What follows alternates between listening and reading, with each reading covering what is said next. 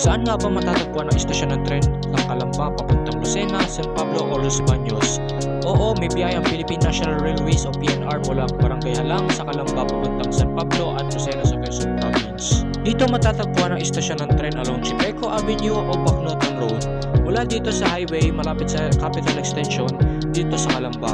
Papasok ka dito sa kantong ito, didiretso-diretsoin mo lang until makarating ka sa Riles, makikita mo na ang istasyon ng tren. Ang schedule ng biyahe sa Halang 2 Station ay 7:50 AM papuntang San Pablo.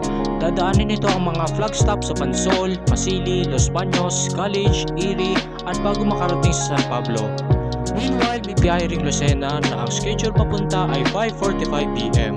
Titigil ito sa mga nabanggit na mga flag stop at istasyon mula Halang hanggang San Pablo at dadaan naman ng Chaong, Candelaria, Nutukan, Sariaya at Lucena.